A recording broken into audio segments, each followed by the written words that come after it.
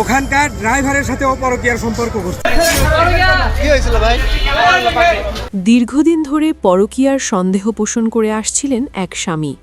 অবশেষে সেই সন্দেহের সত্যতা যাচাই করতে গোপনে স্ত্রীর পিছু নেন তিনি। এক পর্যায়ে কথিত প্রেমিকের সঙ্গে ঘোরাঘুরি করার সময় স্ত্রীকে হাতে নাতে ধরে ফেলেন তিনি। স্থানীয় সূত্রে জানা যায়, ঘটনাটি ঘটার পর স্বামীর ডাক চিৎকারে আশপাশের লোকজন ছুটে আসে।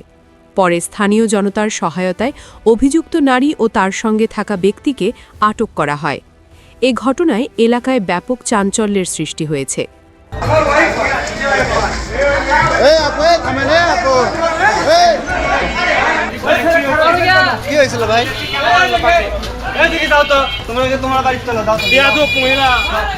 আর এ চঞ্চলকর ঘটনাটি ঘটেছে বগুড়া জেলায়।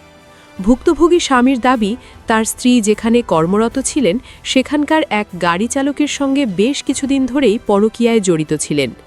স্বামীর ভাষ্য অনুযায়ী তিনি দীর্ঘদিন ধরে তাদের গতিবিধি পর্যবেক্ষণ করছিলেন এবং উপযুক্ত প্রমাণের অপেক্ষায় ছিলেন। অবশেষে আজ সুযোগ পেয়ে তিনি গোপনে তাদের পিছু নেন। এক পর্যায়ে কথিত প্রেমিকের সঙ্গে ঘনিষ্ঠ অবস্থায় স্ত্রীকে দেখতে পেয়ে স্থানীয়দের সহায়তায় দুজনকে আটক করেন। আমার ওয়াইফ, সে আমার সাথে এখনো তালাকের কোনো বিচ্ছেদ হয়নি, তারপরে ও পরকীয়া করতেছে একটা ছেলের সাথে। কি চাকরি করতো, ওখানকার ড্রাইভারের সাথে ও পরকীয়ার সম্পর্ক করছে। এখন তার সাথে মাঝে মধ্যেই ঘোরাফেরা করে। আমি এখন পর্যন্ত অনেকেই আমাকে বলছে ওর সাথে অবৈধ সম্পর্ক। আজকে হাতে নাতে ধরছি। আমি আর বিচার চাইছিলাম, কিন্তু জনগণ বিচার করে দিল। ভাই, আমি থানায় চলেন। পরকীয়ার অভিযোগে আটক ওই নারী ও তার সঙ্গে আটক যুবককে ঘিরে স্থানীয়দের মধ্যে মিশ্র প্রতিক্রিয়া দেখা দিয়েছে। কেউ এ ঘটনাকে নৈতিক অবক্ষয়ের উদাহরণ হিসেবে দেখছেন, আবার কেউ পুরো বিষয়টি নিয়ে সন্দেহ প্রকাশ করেছেন।